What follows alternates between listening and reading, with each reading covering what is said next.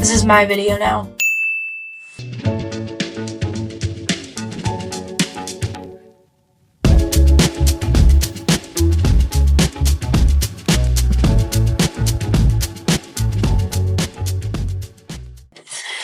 Okay, so we're gonna start with an introduction. I'm just gonna start.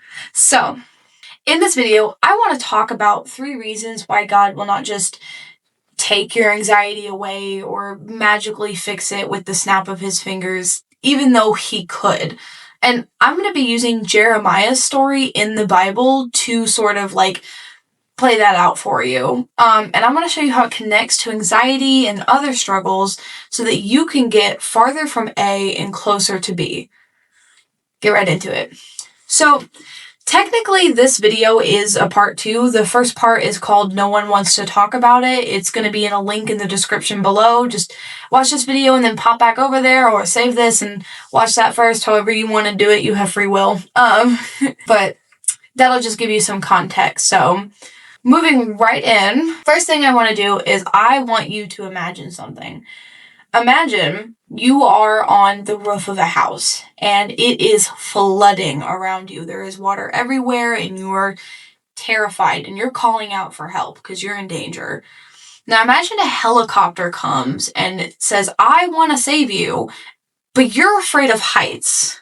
Are you going to tell that helicopter, no, I'm afraid of heights. Go back and get me a boat?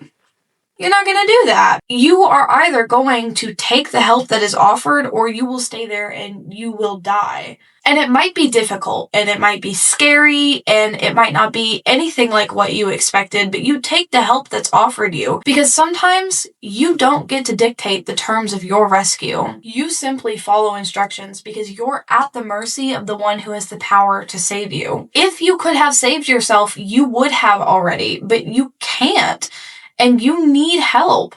And God may not have sent a boat that suits your comfort level, but it's either grab onto the ladder of the helicopter or stay and die. I'm using this example specifically because people who have battled anxiety are often frozen by fear and watching the waters around them, and like they need to actively reach out and take that helping hand. It's not a passive thing. You can't just say, please help me and I don't want to do anything. I need you to just do it for me. That's not how it works. We beg all the time saying, God, please save us. Take this feeling away. Free me from anxiety. We want him to give this like magic word that just takes everything away. But it doesn't work like that. And that goes for, addiction and anger and basically any problem you have. While we know he is able to instantly deliver us from anything, he does not very often. It's because most of the time that could hurt us worse than it helps us. He knows what we really need, and it's not a quick fix. In Jeremiah 11 and 14, this is the exact scenario that plays out. The people of Judah cried out for God to help them. They wanted rescue and they were willing to try some things to get what they wanted, but never what God told them to, only what they wanted to do. Okay, so the 3 reasons why you may have long battles. I'm going to go into each of them and elaborate. Reason number 1, if we don't put everything we have into getting what we need and where we need to be, we don't put our own blood, sweat, tears, and elbow grease into it, then it really means nothing, doesn't it? Because we can always just be like, well, no, it's fine. I can do whatever I want. And God is just gonna come snap his fingers and fix it all for me anyways. If you don't fight for something, you have no real reason to like hold on to it and keep it. You just let it go so easily. You can promise and swear up and down all day that, well, I wouldn't do that. I would appreciate it and hold it tight. But we have like thousands of years of human history proving that that's just not how it goes.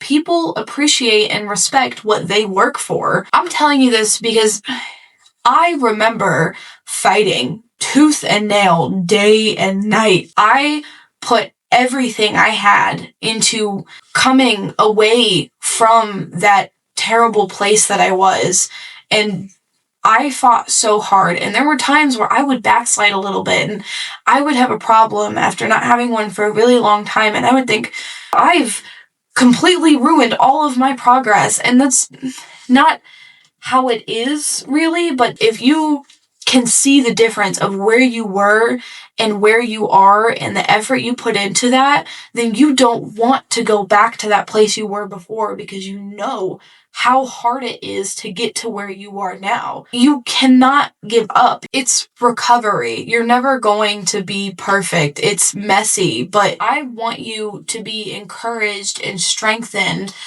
to keep fighting even when you're down, and keep going no matter what, because freedom is worth it. Reason number 2 that you might have longer battles. God understands that trust is earned, not just given. He wants to work with you through your struggle so that you can come to know him and to rely on him. He can build a relationship with us through the struggle. Would you really want to give birth to a child and then snap your fingers and it's a full-grown adult? Nobody wants that, because you would miss all of the time you got to spend with and bond with your child.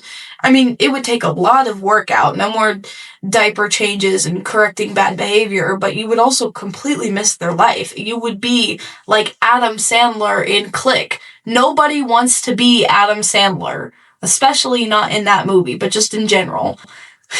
I know it's hard to keep going sometimes and to keep putting that effort in, but you have to trust your heavenly dad. You have to trust that he knows what he's doing and that he's there for you. The third reason that we might have long battles is that it gives us a reason to finally give up control. If we had it our way, we would be the ones to fix everything. We would decide every outcome of every situation. We would be smart enough, we would be wise enough, we would be perfect enough to have everything it takes to make everything better. In other words, we would be God, and we wouldn't need God because we would be him. He knows that sometimes we do try to be God, to take on his role and rule over our own lives, and think that we know everything. But somehow God sees us there in that miserable state that we're in, and instead of walking away, shaking his head, laughing at how stupid we are, he has pity on us, because we truly don't know how stupid and ridiculous we look. And not to be mean, but it is true.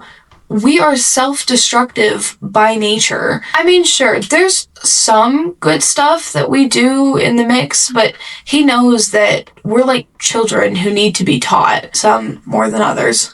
He loves us the same way a mom and dad love a kid who falls down in life and gets hurt, or even worse, because they didn't listen. I'm not saying he doesn't get angry when we do it over and over again, but I'm saying he generally keeps helping us, even though he's angry, because he loves us. And he knows that sometimes it takes a lot for us to recognize the limits of our understanding, and that there's someone with more wisdom and strength than us that we can rely on. Sometimes he'll let us sit in our own misery, because sometimes we need to be miserable to understand that we need help. And he'll let us sit in that until we're ready to listen and let him tell us something through our circumstances. That anxiety will get louder and louder the more we try to control and prevent and shove it down inside. The only way out is through, and that requires us to let go of everything, especially control. Today we looked at why God lets us battle longer than we want.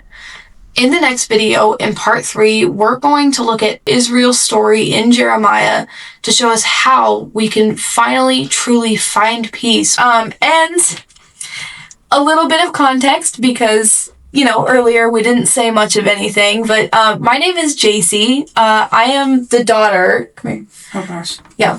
Hello. Hi. I'm her daughter. She was in the room the whole time. I didn't just actually steal her YouTube channel. You're gonna probably be seeing more of me, but don't worry, she's still here. I'm still here. It's her channel. But thank you so much for having patience with us through this transitional period. Yes. Peace out. Peace out. Bye.